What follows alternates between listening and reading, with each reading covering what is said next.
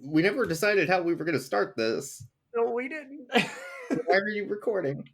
I don't know. Hey, welcome to Rough Cuts. That's our intro. God damn it.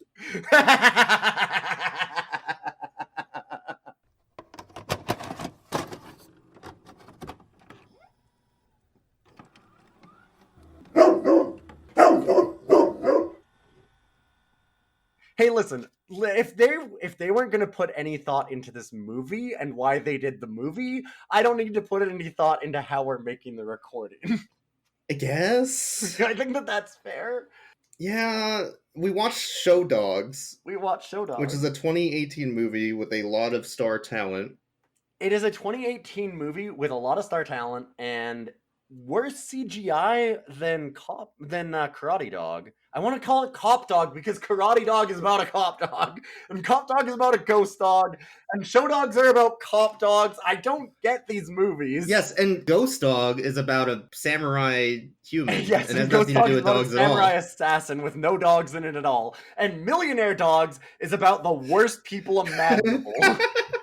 Well, can you really call those twins people? Anyways, we're not talking about Show Dogs anymore. The dogs too. The twins weren't that bad. The twins were awful. They should be villains in a different movie, but the actual heroes were worse than the villains. All right, we're talking about the wrong show. Let's talk about Show Dogs. Okay, so Show Dogs starts off with 3 CGI pigeons, I guess, which are 2 workaholics and Kate Micucci, making bad bird jokes. It's a bunch of really good actors that are doing a really, really bad movie and don't care about it. I think they care about their individual parts, but not the movie as a whole. Kind of, yeah. You can tell that some of the voice actors are like consummate professionals and they just do the best that they can anyways. Yeah. I kind of respected the movie for that in some ways, in that I'm sure that everybody knew what incredible garbage this is. Because this has a 16% rating on Rotten Tomatoes, and that is about 16% too high. You say 16% on Rotten Tomatoes, but you forget about the 4.7 4.1 on iTunes. Oh, God. It has a 4.1 out of 5 on iTunes. My question is, what does that say about iTunes users? It says that there are a lot of parents that were like, this got my kid to sit in front of the TV for 90 minutes. Yeah. I mean, to be fair, it got us to sit in front of the TV for 115 minutes because we took a break. Yeah, that's true. That's very true. But yeah, we have these pigeons. They're down at the docks and they're talking about like, oh, the show's about to start kind of thing. And then they somehow know that there's like a police op going down and they're watching like their favorite police dog, which is this very, very cute Rottweiler that they feel the need to constantly animate to make not cute. Yeah. Played by Ludacris. Yeah. And then Ludacris has to save Kung Fu Panda. Yes. From some random white guy. They have to save Jack Black, at which point I said, why would we bother? This movie legitimately should have got Jack Black. It would have been actually great. Like, just get Jack Black to play the Kung Fu Panda, which doesn't have any voice lines in the whole movie. And they could have just gave him Jack Black voice lines, and it would have been great. Yeah. He could have sang tribute at some point, and I would have been happy. The movie gets good at certain points where they don't care about being as goofy as possible. Like, there's a few moments where, like, incompetence really brings this movie to the fore. We'll talk about that a little bit later, because there is a voice actor that's not a voice actor that elevates this movie in a way that was unexpected. So, anyways, we get this op going down. He's going to save the panda, and it immediately is obnoxious in that they have the panda getting stolen, and he's like, don't worry, panda, I'll save you, which I thought was great because he's speaking English at this baby panda, and it's kind of like, yep, American cop. Like, maybe baby panda doesn't speak English? I don't know. Like, maybe it's from another country. It's like it's stolen from the Beijing Zoo. Why would it speak that's English? Kind of annoying that they're making, like, assumptions about language, but there's also the assumption that humans can understand the dogs, which is very clearly not true about 10 minutes later. Yeah, there's this whole thing where it makes it seem like all of the dogs and the humans are communicating, and then 15 minutes into the film, I stopped and I'm like, wait, can they not understand the dogs? They made it seem like they can understand the dog. And you're like, No, I don't think they can. And yeah, and later on, like, it's very clearly they They can. waver back and forth on that. Yeah, Like, it's really ambiguous. That's true. Like, well, we'll get to some points of that later. So he goes like, "Oh, I'm gonna rescue you, Panda," and he's like, "Don't worry, I'll get you out of there." And then he sits there and watches as they put and like does nothing. they put a cover back over the panda, and then they put the panda in the car, and they start to drive away. And then he's like, "All right, it's go time." And it's like, "What? What is now go time? Yeah, It's the worst possible go time." He says it's go time. Yeah. He kicks a guy into the water, and he's like, "Hope you can doggy paddle." Another dog. It's not a guy. It's another dog. Oh, it's a dog. It's another dog. It was another dog. You're thinking that it's a guy, but it was another dog. And then he attacks a guy with a really large beard and pulls it off, and it's Will Arnett. Yes. And he's an undercover cop. And the real criminal, who's one of the guys that was helping to put the panda into the van, starts running away. So they chase after him. Yeah, it was Will Arnett, worst undercover cop in the universe, which we will get to later. I mean, to be fair, he makes it really obvious he's an undercover cop. Yeah, well, like, a lot. Right now, he makes it obvious because that is a god-awful beard. Like, it is the most obvious beard in existence. But it gets more obvious later when every 5 seconds that he's on screen, he goes, "Shh, I'm an undercover FBI agent," to everybody in the room. Oh, you need to watch out. I'm an undercover cop. Like, he walks into every room and immediately goes, "Whoa, whoa, whoa, I'm an undercover FBI agent. Everybody calm down and nobody blow my cover." And it's like, what? Yeah. You can't have a cover and constantly scream that you're an FBI agent. Oh,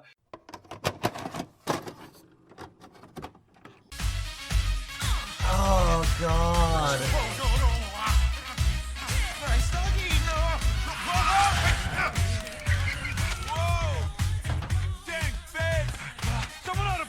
On you. Oh yeah? Well, let's see him try. What is this music? I don't know. Why is this Oh music? My God, what? The CG looks so bad. All of it. So, yeah, they go to chase after this car, and it's been this big thing because it's like, "Oh, you blew my cover," and then they're kind of having a competition as to who can capture the guy. For some reason, one of the criminals, like they're both like fighting each other, and it makes it seem like they know what they're doing. Like because like the dog constantly like kicks things in front of Will Arnett to trip him up, and then Will Arnett tries to murder the dog with his car. And I might think that I'm being overly dramatic, but no, he like power slides his car at the dog, and the dog jumps over it to get out of the way and like barely survives. Yeah, and he does an action roll over the hood, which is fucking great for a trailer, but not very good for the movie. No. So Ludicrous Dog eventually catches the criminal by first of all, the criminal jumps over a fence and is like, "Ha, can't get me now. I'm over a fence." So then Ludacris says, "Yeah, you play defense, but I play open the fence." And then the dog just like lifts its weird human paw through the gate and like unlocks it. It's like, shit, yeah, dude. Yeah, he unlocks. Okay, but the thing that bothers me about this is that he opens up the latch on the gate, but there's chains and a lock.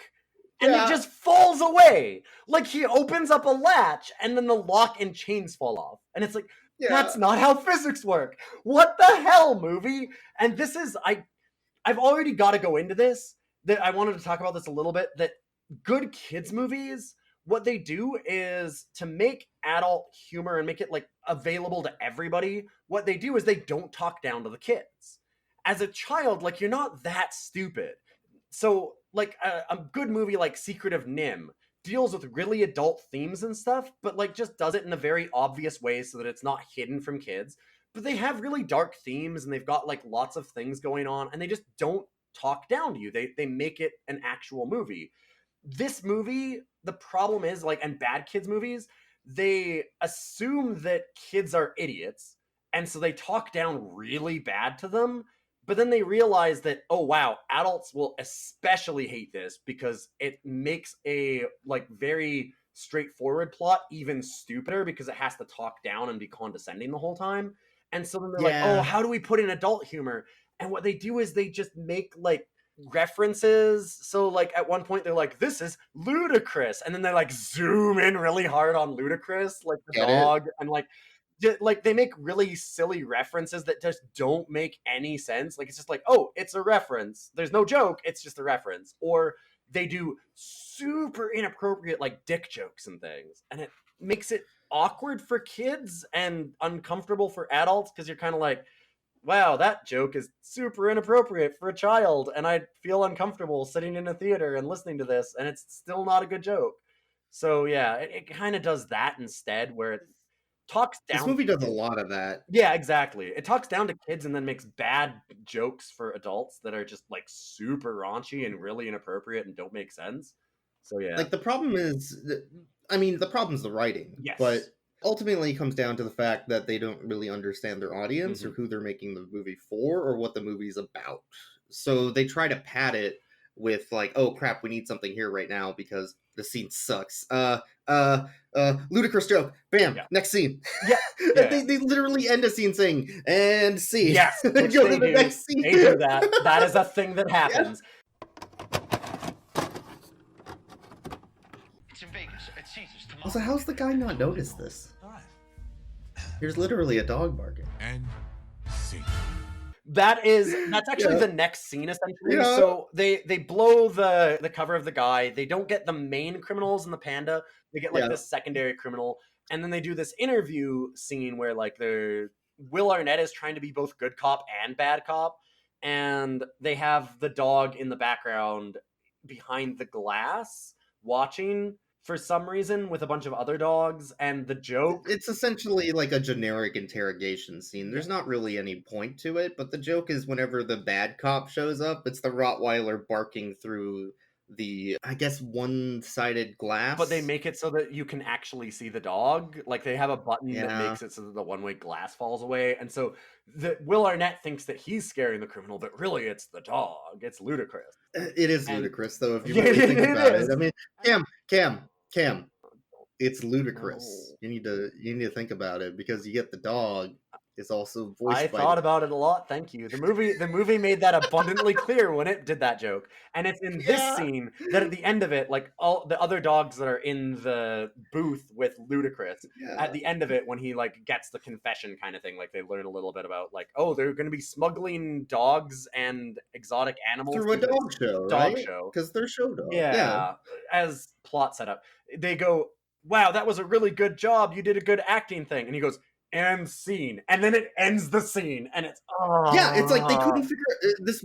Okay, this movie has a really hard time with scene transitions, so they just do them. Yeah, like a lot. They don't really know why you're going scene to scene, but they definitely go from scene to scene. It just kind of happens. It kind of stumbles its way through so they set it up where they're doing all of the smuggling of these exotic animals through a dog show kind of thing in Vegas, and then they're like, okay, we'll send Will Arnett undercover, but how will we get him a dog? And like the whole point of this movie at this point is they're trying to set up a buddy cop thing, right? Yes. So like the good cop, bad cop, where the bad cop is apparently Ludacris dog, I guess.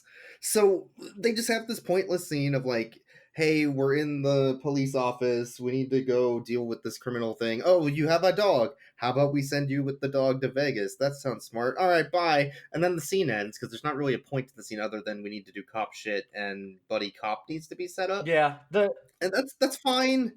I guess. Much like the beginning of most of these movies, like we always talk about, it is in fast forward for the first 10 minutes, where it's just like, they don't really know how to set things up to actually get like any tension or character development or like establish anything. So it's almost like a checklist. It's just like, okay, well, we need the two characters to be introduced. We need to have a plot reason for it to happen. Like, so it doesn't really follow any kind of flow. It's just kind of set scenes that like chunk into each other. Like they don't have a flow to them, which is why they're so clunky at the start, because it's just a checklist of things that have to happen rather than like a natural flow, right? And that's the real problem at the beginning of this movie, is like the transitions get better later on, and the movie itself gets much better later on. Like that doesn't mean the movie gets good, but it gets better because it's kind of eventually finds a flow, like it actually goes, rather than just being a checklist of, okay, well, we need to introduce this person, we need to introduce this person, and then we need to find like a reason for them to go to Vegas. Like, it's all very plot convenient, and so it's every scene is set up as very plot convenient rather than feeling like it actually flows as a movie. The beginning of this movie feels a lot like somebody wrote a book report, like for high school.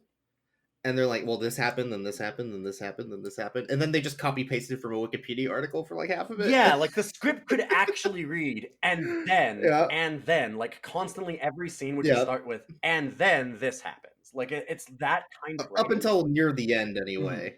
Yeah. But anyway, point being, they enter Ludacris into the dog show, and as they're driving down to Vegas, Will Arnett and Ludacris dog get into a fight over music, like, I guess, what to play on the radio.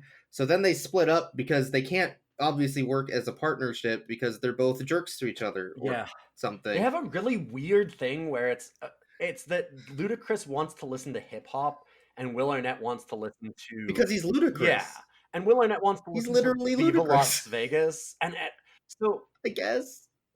There's a really I talked about this in the thing, and I'm like, I just want to be in the executive thing because I realized that he was a Rottweiler because it's a black dog, and they put like very little effort into thinking about what dog those. I just wanted to be in the meeting with like a bunch of executives that are like, okay, so we're gonna have it be like because they kind of did like a split between it being a buddy cop movie where it's like, it's funny because it's a dog and a guy, and it being a black guy and a white guy. So they kind of make like jokes back and forth in that, and it's so awkward. And I just want to be... It's very Rush Hour, but like not fun. I want to be in the meeting though, where they're like, what kind of dog should we make Ludacris? And they have to like, somebody has to go like, well, it's got to be a black dog, right? Like, I want to hear how they get to that. Like, it's so uncomfortable because that's exactly what that is. Like, you can just feel it because they have that in the movie. Like, it's so obvious, and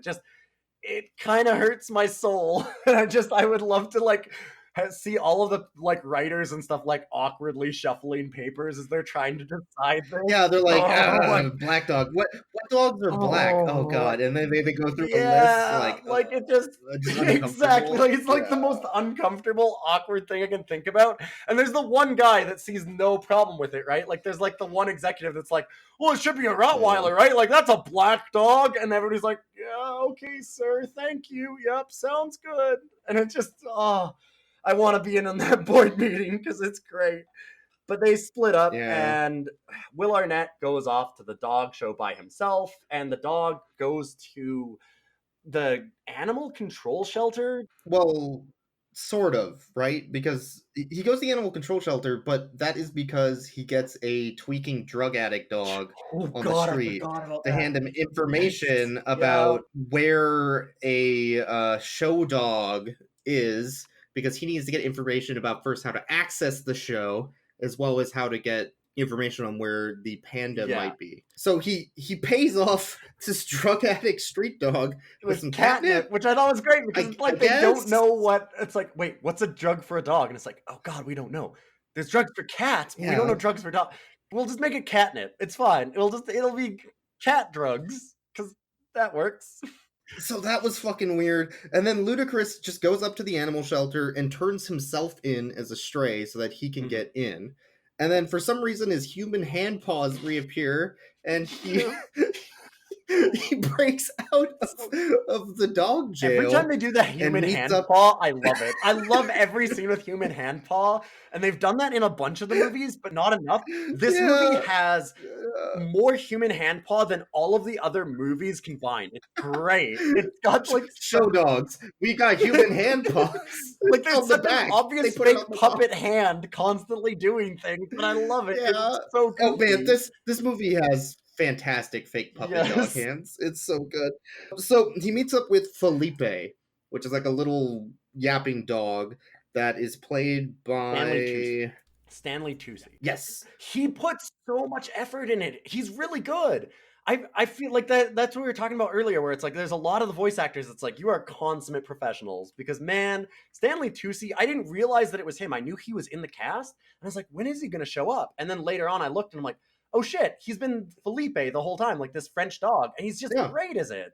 And it's so disappointing because I'm like, man, you didn't need to put that much effort into this movie. It didn't deserve you, Stanley. He did a really good job. Yeah, I can't believe they got Stan Lee to do this movie. Marvel superhero Stan Lee. Anyway, so after... So, yeah. So they meet up with Felipe, who's like, oh, you cannot be in Doug's show because you have no talent. And then... Yeah, and he's in dog jail because he was... because he bit his master, yeah, right? well, what happened was he got, like... His owner got caught, like, doping him, essentially... he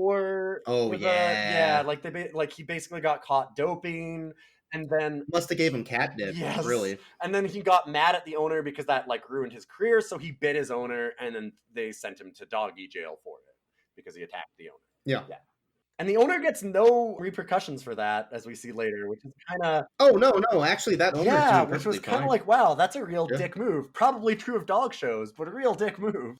And then it has Will Arnett going into the dog show, and he's trying to get in, and the bouncer is like, you can't get in without your dog, and he shows him his FBI badge. Like, this is what I mean. He's the worst undercover person. He's like, well, no, but I'm FBI. I'm undercover. In this line on the red carpet with everybody looking. I'm FBI. Hey, everybody, I'm FBI. Can you let me in? And like, yeah, it's wild. And well, here's the real question. I don't think they wrote that. I think that's just Will Arnett being an FBI agent. Yeah, maybe Will Arnett has been undercover FBI this whole time, and he's actually just really incompetent. He's desperately trying to tell them. Yeah, he's like, no, guys, I can't do this movie. I'm an undercover FBI like every agent. movie that he's in, he's like, all right, I'm going to go undercover for the next that's one. Great. That's great. Hire him. He's so good at that. No, guys, I'm really like, no, I'm actually an undercover FBI agent. Okay, good job, Will Arnett. Let's put you in the next movie. Oh, God damn it. And it keeps working. It's fantastic. He's a bumbling idiot in every movie just because he's a really bad FBI agent. And but yeah, they're like, you can't get in without the dog.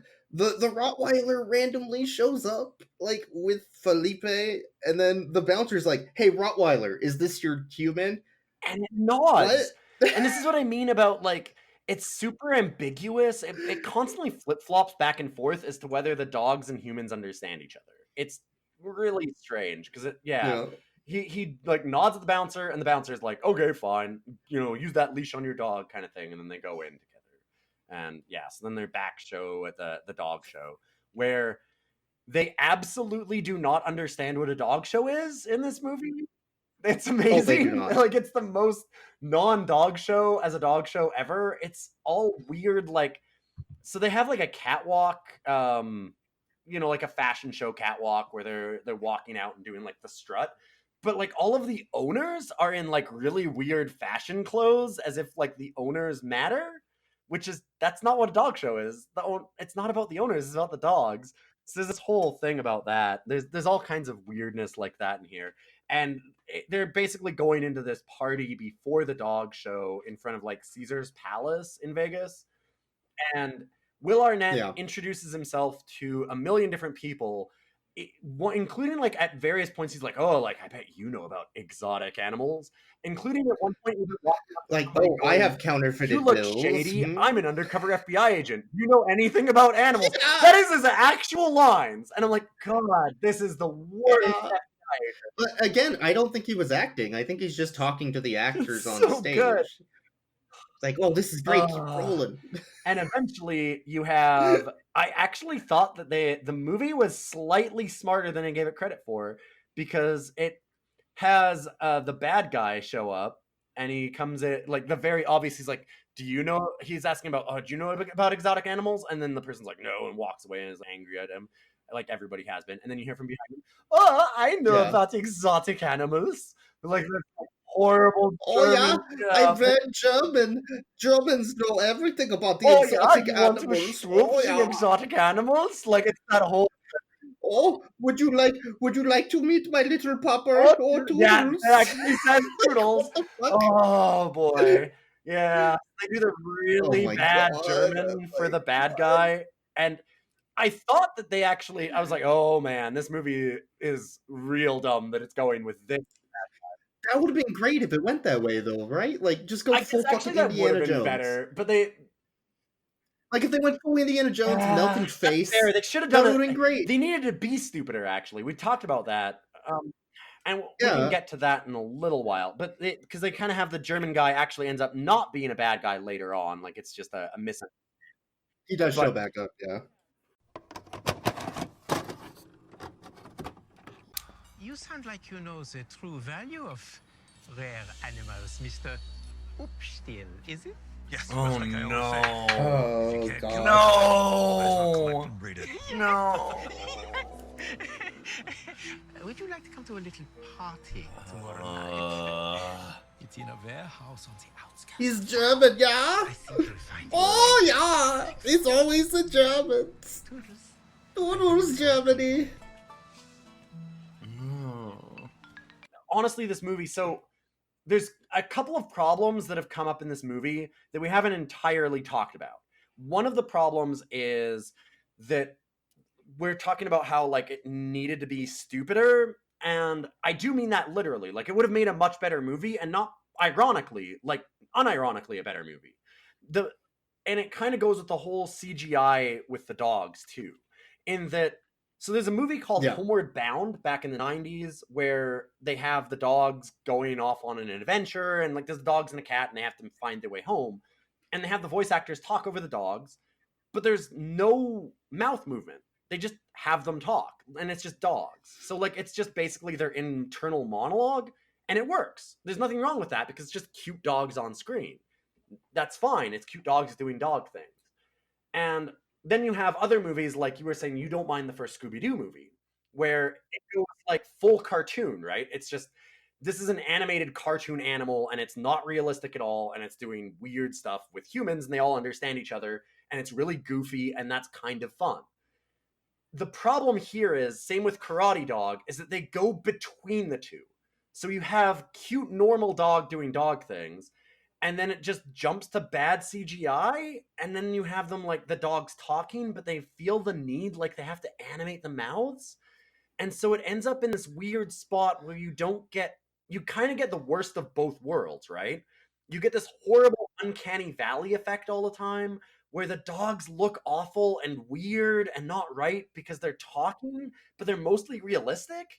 And you don't get cute dog because it's got this horrible mouth. So it's not goofy enough because they're real dogs for the most part, just the mouths are animated. It was really, really hard to focus on the cute dog part of the movie because so much of it is just and it's disgusting. Not goofy, and it's not goofy enough because they're not fully animated, because you can't make them do really wacky things. They have to just be dogs.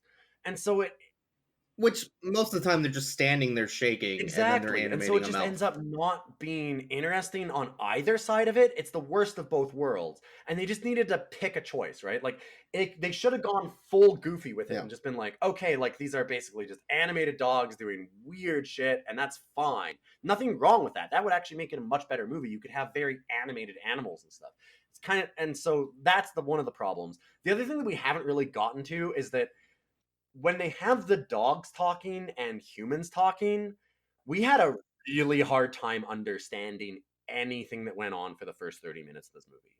Because the thing was, they had it where every single time a dog was on screen, they had the dog talking. Like, they couldn't shut up. This movie would not stop talking at you. And when you have humans talking about plot points and dogs talking about plot points, and they're both on screen at the same time, what ends up happening... They just talk over each other, yeah. Yeah, you have 4 to 6 people talking all at once over top of each other. And it's like lightning fast dialogue, and half of it is even over top of each other. And it just becomes a blur, and your mind can't parse it all.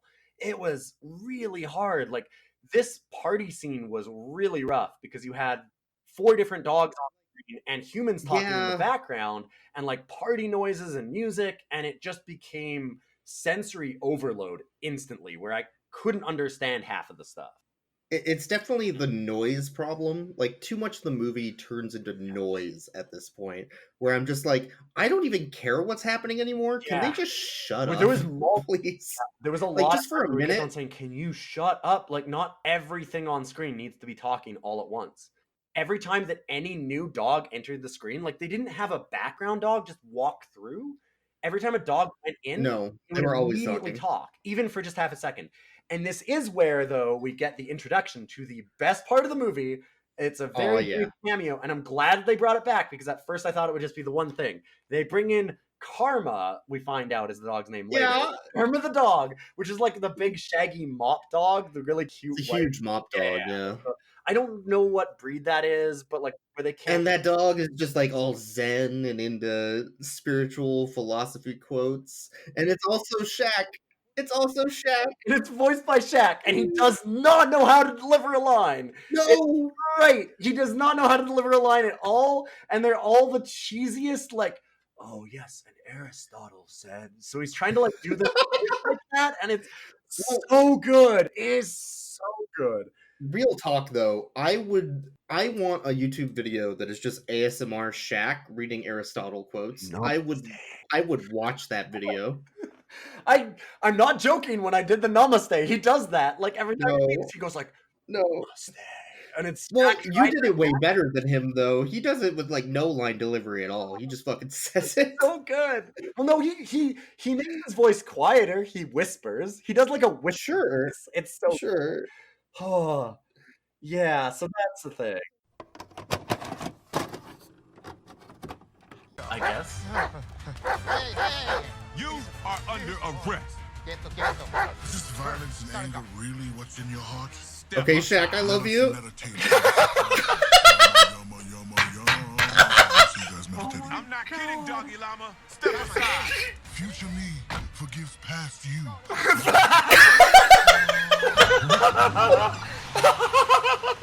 We're at the party. The party is like the worst fucking part of the movie. Not even close. I hate this fucking party. There's just noise. A bunch of stupid noise. There's nothing happening. Yeah. The whole point is they eventually get Ludacris to go into the dog show. Yeah.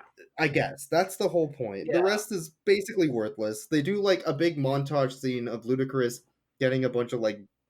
I have to keep pointing out it's a dog because I'm imagining Ludacris getting like a bikini wax, and that is not okay in my brain. They do that much later, but yeah. That's not that far. That is not that far. Because they have this huge like bath scene where they're washing the dog and it farts and they put like mask on it, and in that same scene they give him a bikini wax, like the dog, and it's fucking gross. It's real bad. And I don't know why it's a thing. And then right afterwards, Felipe like is like, okay, let's go on stage, and then fucking dabs. And yes, Felipe does a dab at one point, which is one of the best parts. Just before this, when we got into the party scene, I do want to point out that we very seriously discussed just quitting this movie. Oh, we were gonna throw the movie away. Yeah, we do a different movie. Up to that point, we were like, this episode won't be interesting. It's probably not any good. All it is just noise of 6 people talking over each other, and most of it doesn't make sense. And thankfully, and then they found a movie. Yeah, then they found a movie. They found a fucking movie. I'm glad that we kept going, because the minute that we stopped and when we came back, everything went way better. Like it just instantly changed, did a 180, and became a much better film. Because there was a brief scene where FBI agent Will Arnett went and talked to a dog groomer that was also an FBI agent, I guess. That was fucking weird. I don't know why that scene existed, to be honest. I think. And so he's also at the dog thing, and so she's supposed to be their contact kind of thing, I guess. And it's because he didn't know where Max, which is Ludacris, he didn't know where Ludacris' dog was, and so he was trying to get a different dog from her to take to the show, and she was like, what the hell are you talking about? You can't just take another dog. You can't steal someone's dog. No. Yeah, so he meets her at the party, and then she's like, okay, fine, I'll help you out. So, which it seems like she should, because that's her job as an FBI agent. But they have that scene, like you said, like a little montage of them getting ready and getting trained by Felipe, and him So basically, Ludacris is getting trained by Felipe, the French dog, and Will Arnett is to go on stage.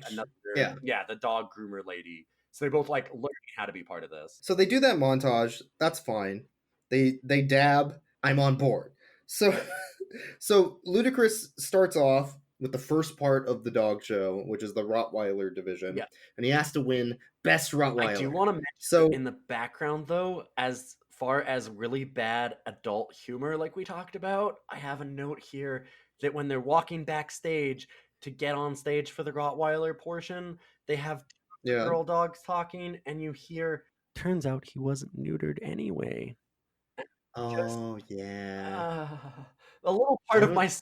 Yeah. You know what? They really needed to focus more on those dog balls. Oh, God. There's a lot of dog ball humor, and apparently there was some that was cut from the movie. And I'm not making a neuter joke. I'm not.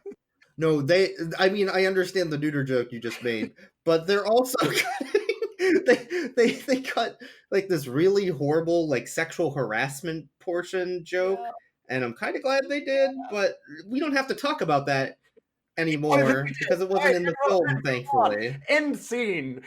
Yes. So end scene, and then it cuts to the next scene. So Ludacris is with the Rottweilers. He's like, "Hey, you're dumb, and you're dumb, and you're dumb, and you're dumb. Where were you all born? Oh wow, they're all brothers." And then another dog on stage is like, "Wow, I think I had a litter at that same place where you were all born." And then all the dogs like just go crazy and start saying hi because they're a family reunited, I guess. And then because Ludacris is the only one who didn't go crazy, he wins by default. Because fuck you, movie. Yeah, that was a really weird coincidence for no reason. What the fuck? The weirdest fucking asshole I've ever seen. Like, and Will Arnett. Oh my god! We win, and it's like, yep, you win by default, and it makes zero sense, but it's fine. It's a dumb kids movie. Ludacris makes one of the best worst jokes at this point too, because as I said, wait, what was Max? And they go, you win this round. And he goes, game, set, Max. And, it's so bad. It's so bad. I loved it. It was great. Like, honestly, though, that the movie needed more of that early on. It needed... like, more dumb jokes. Yeah, it needed to just be, like, lean full into being humorous. It's okay. Like, yeah, the jokes are stupid. It's a kids movie. That's fine. Do dumb puns. It's cool. I'm fine with that. Like, they're not good jokes, but it's better than, like, turns out he wasn't neutered anyway. Nobody wants that. That's uncomfortable for adults, and because it's just gross, and it's really awkward because you realize you're in a theater full of young kids. So what do you do when little Timmy pulls on your sleeve and goes, "What is neutered, mommy?" Like, it doesn't work. It's so bad. You have to sit there. Like, as an adult, I can tell you because I worked with kids for a very long time. Do you ever want to have an uncomfortable conversation about dog balls with your kid? Because I have a movie for you, Show Dogs, starring Ludacris. I took a lot of kids to movies because I took care of kids for a long time. Like, I was a very, very long time of my life. And I can tell you right now, when you're in a movie and they do that joke, what you do is you don't laugh. You start sweating because you go, oh God. Like, there's like this, you have like a 5-second moment where you kind of like slyly look at the kid like, shit, did they get that? Like, you're hoping very much that they didn't, so you don't have to say anything, right? Like, you're instant sweat. It's like flop sweat instantly because you're like, oh shit, am I gonna have to have a real awkward conversation about how joke? And it's just, it sucks. It sucks so much. It's not funny. It's just sweat inducing because you are instantly scared of what might happen they discover what the joke actually is. So yeah, they need more stupid puns. The stupid puns are fine. It's a kids movie. It's cool. There's no problem with that. Lean into it being a kids movie. Just make a kids movie. So the whole point though is they're trying to get to the panda. So we have to eventually cut back to the panda, and they do. They cut back to one of the bad guys, which is like large Italian man or Australian man. I don't know. Definitely British. What is it? He's British? Okay. So they got the guy British, and he could not be bothered to put on any other accent. No, he didn't fucking care. So they got him to make a disgusting sandwich with like sardines and mustard, and which is great. You need to have the reaction gift It's gross looking. It's gross. Because everybody has bad sandwiches in these kids' movies. It's just a kids' movie trope, I guess. I never really realized that beforehand, but it's every one of these movies. I don't know why that's a joke. Bad sandwich. Apparently kids love the bad sandwich. That's what I'm learning. Or at least adults think that kids love the bad sandwich. Like, what's a kid? Yeah, any way you slice it, it's a good joke, though, really. Like, you don't have to cut corners with that sandwich joke. So anyway... Oh, God. And to reinforce the Asian trope here, he, like, cuts it with a katana. Yeah, why? It's so wild. Just why? He's obviously British. But the panda escapes. The panda knows how to open latches. This is a setup for later in the film, and they fucking actually did a setup. So, bravo, movie. You fucking did something, you tried. So, the panda escapes into the floor where Will Arnett is talking to people still at the dog show, I guess. Even though it's a different day. I don't know how this works. There's a second party, basically, I guess? It seems like every day that they do, like, a portion of the dog show and then a massive party. And then a portion of the dog show and then a massive party. Like, that's... But we're introduced to a German guy. Oh, yeah, German. Who walks up to Will Arnett. It's like, hey, Will Arnett, I know you are a hidden, FBI agent who has cool dog. How would you like your dog to stoop my dog? I thought you wanted dog orgy, yeah? Yeah. Ooh. Yeah, you want your dog to fuck my dog. You can breed your dog. Oh, we German. Oh, that's what I want. Oh, I know nothing about panda. I just want you to very creepily fuck my dog. Oh, God. Not you, your dog. That's bad. It felt like that's what he wanted to do, because he does it in a really creepy way. He's definitely going that way, and it's fucking weird. But anyway, the Germans are fucking weird and freaky. We're introduced to another dog which has no purpose. It was like a prostitute dog or something. It's fucking really weird looking dog that... It's the dog that's owned by the German that he's supposed to breed with, which I found it was actually really awkward afterwards. I realized that it was voiced by RuPaul. Yeah. So they were going for like homophobic jokes, which is great. Was it? I didn't even notice that. It was just fucking weird. Like, well, just that it's like, oh, the weird dog that's like just that is creepy sex is RuPaul. Like that. Yeah, not great. So some drunk woman stumbling around the party picks up the panda and thinks it's her dog. Because there's a panda dog, which is actually cute. Starts walking off with it, and then the Australian guy steals it from her, and she realizes that wasn't her dog anyways, because she sees her real panda dog and takes it home and acts like this is bothering me because he's very obviously British. Do you not understand the difference between Australian and British? What? Anyway, put another strip on the barbie, mate. Yeah, that's British. What?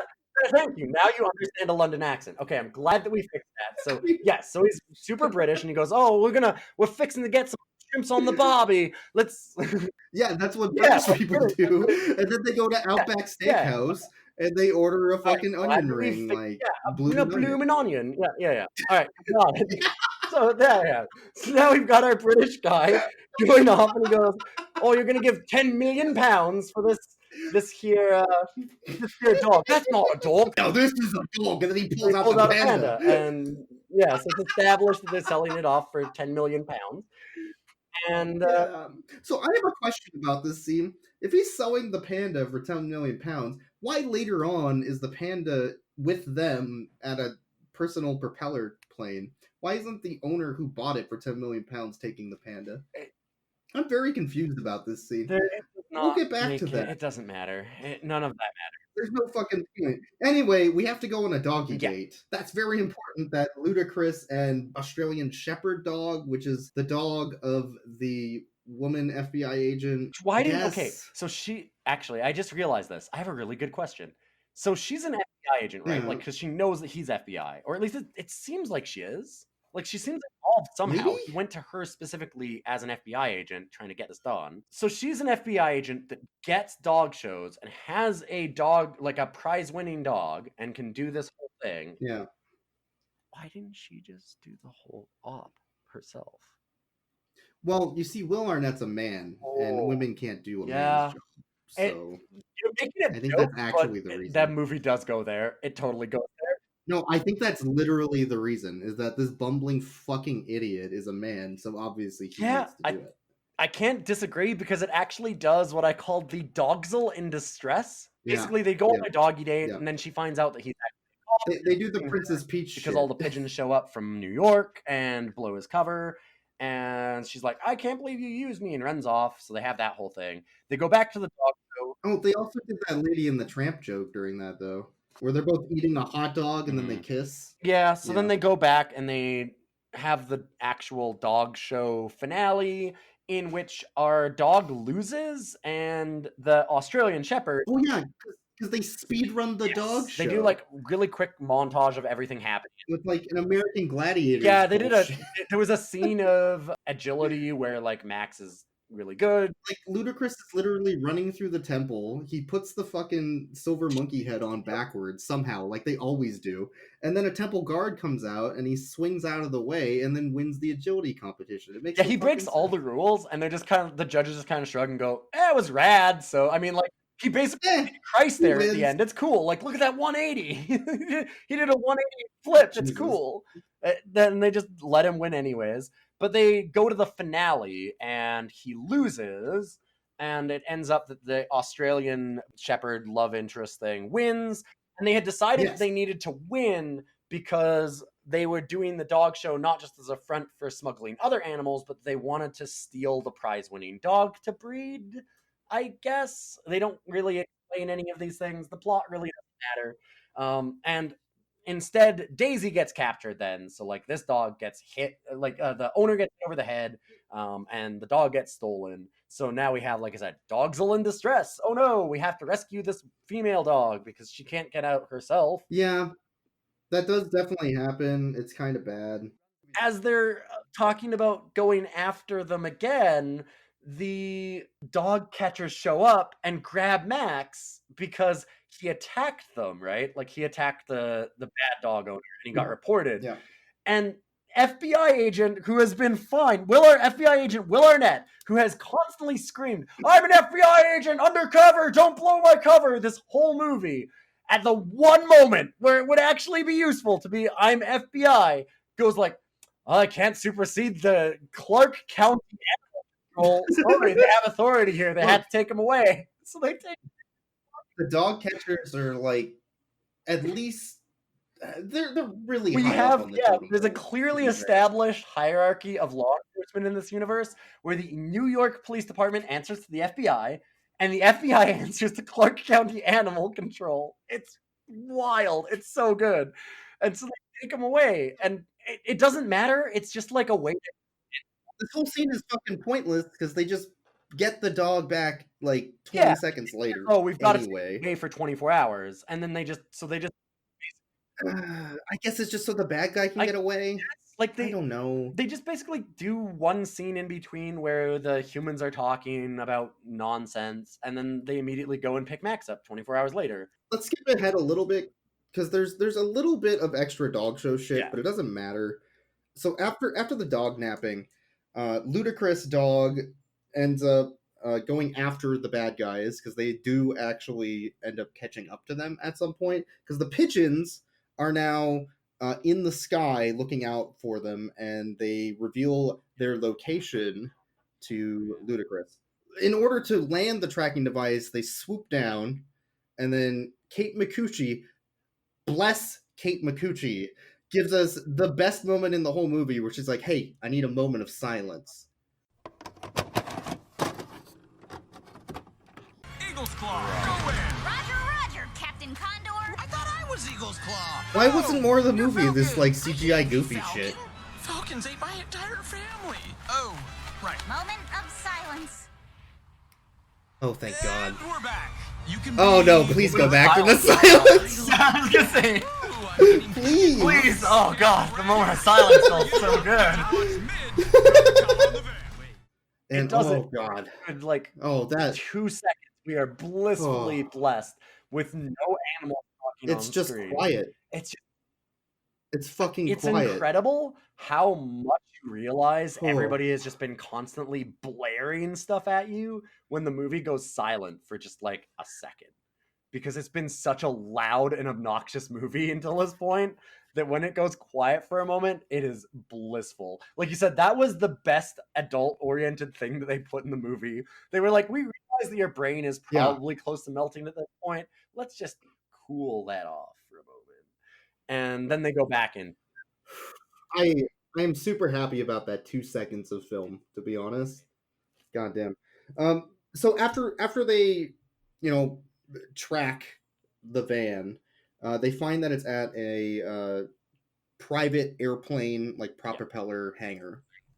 And there's a tiger that's been caught. There's the panda, and then there's of course our doggy in distress, the Australian Shepherd dog. The I guess the Will Arnett and Ludacris finally get to the scene. They start sneaking in, and the dog's like crawling on the floor, which is actually really good.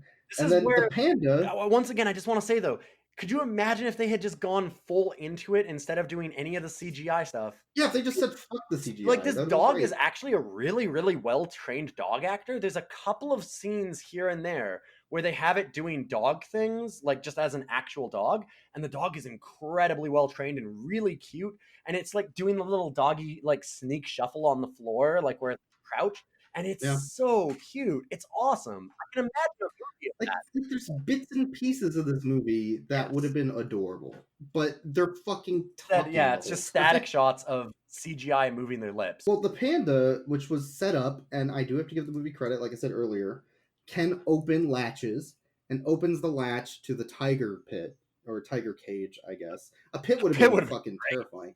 But the tiger is already terrifying because he sneaks up on our British Australian. No, it's just Australian. We have to. Well, no, it's just British. We've determined that. He's British. He's like, oh yeah. It's very okay. Once again, boys, we have to establish this is a British man. He talks about shrimp on the barbie and going to the outback. If he was Australian, we would have him talking about a cup of tea. Yeah, like he doesn't do any of that. He's very clearly British. So if he does that, the tiger walks out, sneaks up on him, and then just like slits his throat, and then starts chewing on his corpse. After that. It gets real dark at the end. The other bad guy pulls out a gun and aims it at Will Arnett, who's running away with the panda, and stops him. And then the plane behind them just suddenly starts up and starts driving towards them. We're like, who's driving plane? What? Dog is driving plane? How can this be? Because Ludacris the dog is driving the plane in a circle. Yeah. Oh. So the propeller of the plane, terrifyingly, is near Will Arnett and our bad guy, who is unimportant and probably has a name. Gabriel. Gunman. Gabriel Gunman. I don't. Gabriel Gunman. Man. Yeah, Gabriel Gunman. He's a Gundam. So that would have made this movie so good. Oh my god. Oh. I want to see Will Arnett fight a Gundam. Yeah. So they eventually don't die to the propeller plane. Yeah, they have like fucking Indiana Jones style, like inching towards the blade thing. Yeah. And then they take down the bad guy. The Shaq dog walks up. He's like, "Hey man, I would help you out, but I am, non-violent. Pups for peace, And then just fucking walks off set. Like, this is still dumb, but it's like wacky kids movie shit, and it makes sense as a kids movie. And if I was 8 watching this, I wouldn't be upset. This is actually like a somewhat fun scene. Yeah. Oh my god.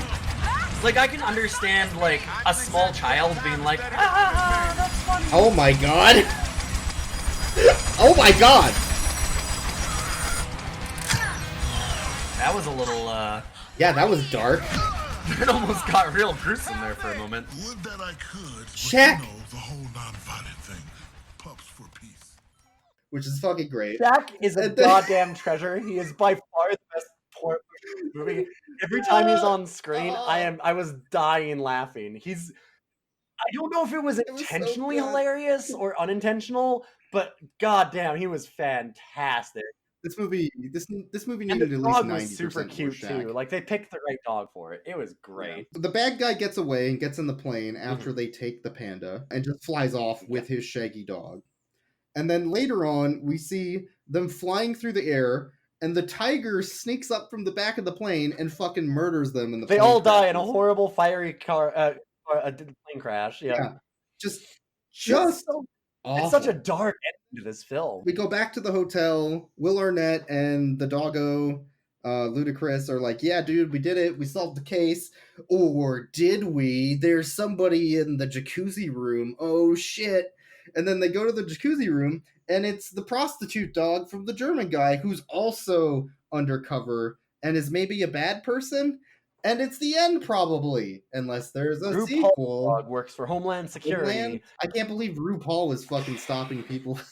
Oh man! And they they set it up. They were so confident in this movie.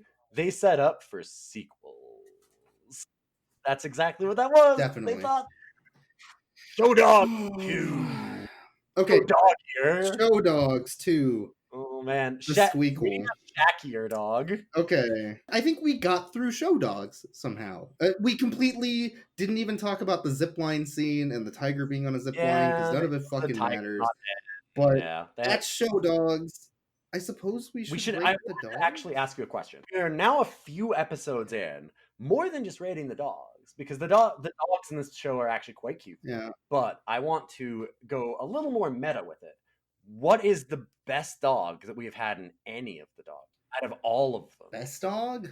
I would say the Satan dog. Yep, I was gonna say it's definitely right. So that dog has so much love, and most of it is for Satan. Yes, it is just loving Satan, and some of the love is for you, most of it's for Satan. Yeah, but it's mostly Satan. It's a good dog, and now the other question is though, and this one's gonna be harder to answer. What's the worst dog? Chevy Chase. not the dog he was playing. Chevy Chase. Chevy Chase is actually a dog. Yes. I'm sorry. I think that I have to go with. I'm gonna have to go with the circus dog Belle from Millionaire Dogs. I think. That dog was terrible. She's the worst. Yeah. I hated her so much. Yeah. I hated all of. I'm gonna as a collective, every dog in Millionaire Dogs is at the absolute bottom. So we could rate Ludacris dog Max, I guess, because there's very little of the actual dog, though. There's like a few scenes where the dog's doing dog things, and the rest of it is all just standing still CGI bullshit, right? I would feel uncomfortable giving a higher than 10 out of 10, though, because there's not that much dog. Although, we do have to give Shaq Dog. Shaq Dog is like a 13 out of 10 almost beat out, for me. Shaq Dog almost beat out Greta. Oh my god, Shaq Dog is amazing. And it not just Shaq voicing the dog, but the dog itself is also really cute.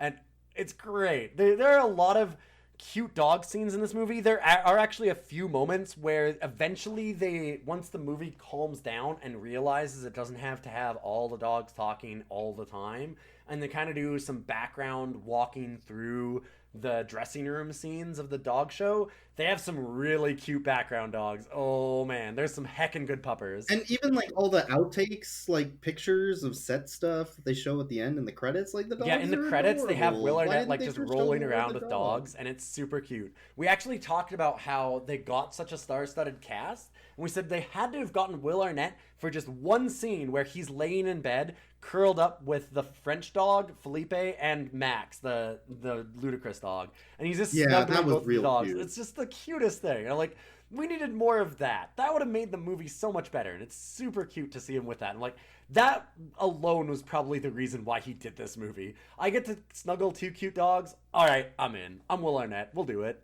All right, I have a question for you. Do you want to rate this movie? Hell no. That would be ludicrous. I fucking hate you. And scene. Thanks everybody for listening to Rough Cuts. We didn't give a shout out to all the people that follow the show and follow us on Twitter. We're at retweet Rough Cuts. us. Yeah, we're at Rough Cuts Cast. We really appreciate everybody who's been sharing it out. We've just crossed 300 downloads, which is pretty great for a pretty new podcast, so I really appreciate that. We do not spend any money advertising this anywhere. Like, we don't really have a budget for that because this is just all our own money. Like, we had to buy the movie each ourselves, so we had to spend like $10 buying show dogs, which sucks. But yeah, so we really do appreciate it when you actually share this out. It does mean the world to us. We really, really like it when you help us grow, because we don't really have any other way besides word of mouth. You just sharing it out on social media or telling a friend that you think might enjoy our wacky, dumb dog show podcast.